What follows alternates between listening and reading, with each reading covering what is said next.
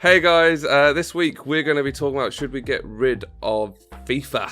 FIFA completely, should we banish it from the history books, from the whole of gaming history? Yes, end episode. The end, banish it. I So bring before the council. We are the Council of the Banishers. We have not yet come up with a proper name, but that is a working title. We've never come up with a proper name for any of this. So FIFA's a bit of a weird one because FIFA in general is something that has been a long thing in the world of gaming. I believe Rob, the first I'm FIFA raising game my come hand out like a good boy.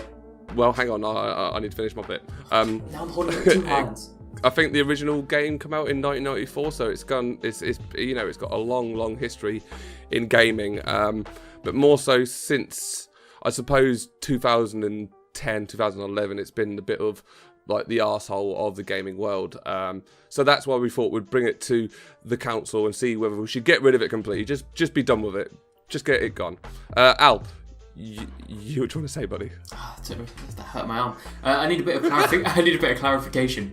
Are we banishing FIFA entirely or yearly releases of FIFA? The entirety of FIFA, either FIFA or no FIFA. So we just get rid and just like, you know what, we're done with it. We're done with it. That makes it a lot more difficult. If it was yearly releases, I would say yes, get rid of FIFA. I'd say if it was easy, it would be pointless doing a video on it, Al. But we don't do difficult. Paddy, thoughts? Well, Rob, it's a little bit like what you're trying to say is I should put my old dog down. Because he's the old dog. Is it time to put old Yeller down? Oh, Yeller. He and I have gone through so many trials and tribulations, Rob, and now you're telling me I've got to put a little gun to the back of his head and blow his fucking ears off. Jesus Christ. Would you? But this is it. Like, to be honest, it does feel like it's, you know, this is 2019 is the first year where I feel absolutely no inclination whatsoever to buy FIFA. Exactly the same for me. I couldn't care less. It doesn't. I don't know what it is. But it's the same with like annualized COD. I don't know why.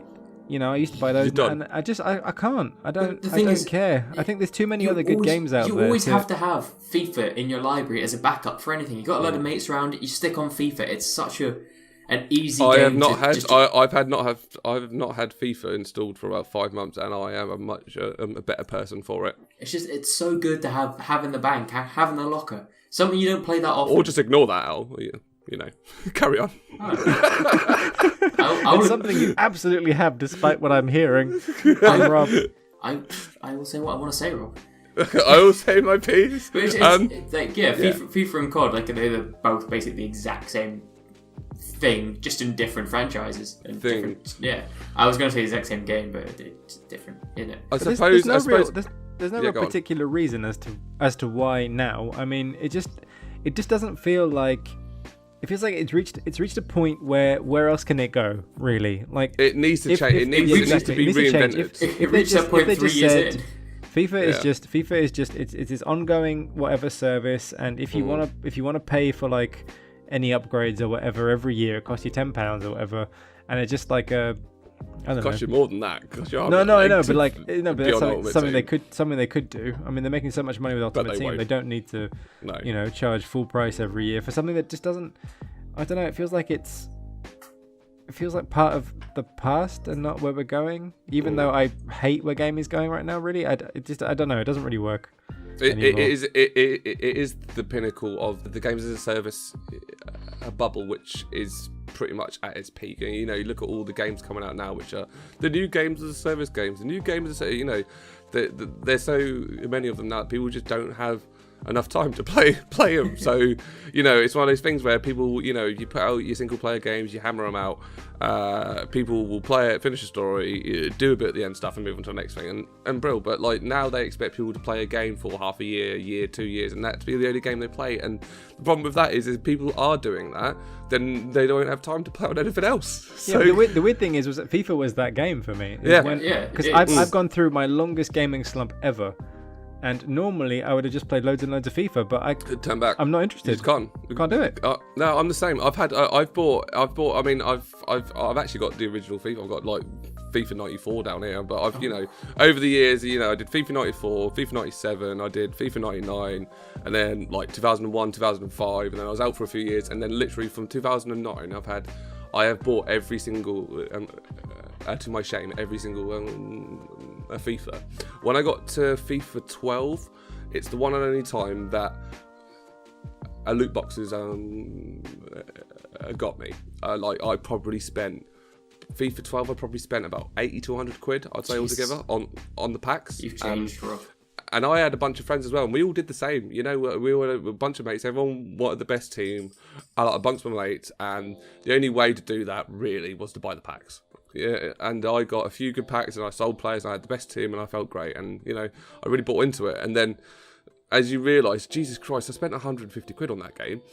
And you sit there and you go, God, was it worth it? No, it's not worth. I'm sorry, it's not. And I think for me now, like, the joy that FIFA has given me over the years is not worth the shit it's caused. I'm gonna bring in a theory that has no weight or evidence behind it. Those are my favourite. I know. That's pretty much every single thing that you say, isn't it? And I'm going to carry on that theme. But the money that FIFA makes and going into EA's pocket, and all the money from the Ultimate Teams, the Ultimate Teams, yeah, or wherever it is, all that stuff. The thought is, would EA be able to support the smaller developers to put out games like even Apex? Because isn't Respawn in cahoots with EA, but they don't let them touch anything.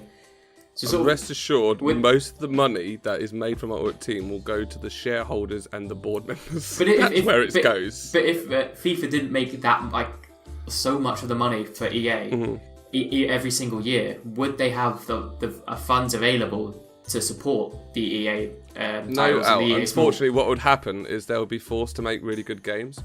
Yeah, but they put their money into as many different kinds of games as they can. It wouldn't just be, we've got these few things that make us tons of money. What's the EA partnership called again? Like the what do you mean? The partner, the thing starts H. I can't remember. Horizons or it's not Horizons. It's like EA something or other.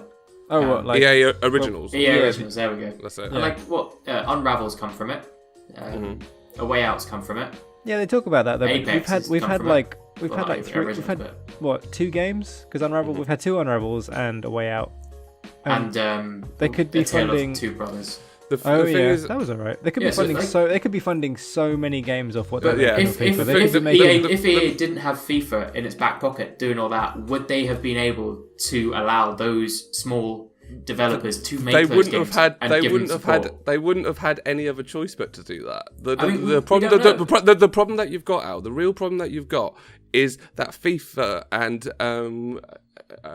Madden as well, they are the 2 games that pay for the whole of EA and allow EA to do whatever the fuck they want. They can make a game like Anthem and sink all the money into BioWare and do, loads of stuff, and it can come out and no one will buy it and no one will enjoy it, and it won't make any money, and it won't hurt EA, and it won't hurt EA because they make so much bloody money off FIFA and Madden that they just got free license to do what they want, and all they keep trying to do, no matter what, is they keep trying to make the same thing again. They keep trying to make a brand new version of a FIFA that works in the first person market or in the open world market. They're just trying to make that work, and they don't care how many times it will fail because they've got FIFA and Madden behind them. If they did not have those 2 things behind them, they would have no choice but to think, actually, we probably need not this whole games as a service thing that doesn't work. Let's try and put our focus into making really great games and trying to make sure that we've got really good staff and that we're making the best that we can do. And that's what they used to be about, but they're not about that anymore. And FIFA was the game that proved it to them, if that makes sense. You bring sobering thoughts before the council, young Robert. But shall we vote? I think with time, Are we ready to I think we're there. judgment? I think we're there. So I think I'll start with Paddy. Paddy, should FIFA be banished from time? It was with a heavy heart I say aye.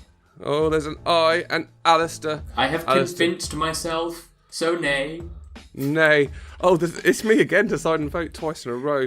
I am actually going to back it, and I'm going to say aye. It's banished. It's gone. Day 1. Bye.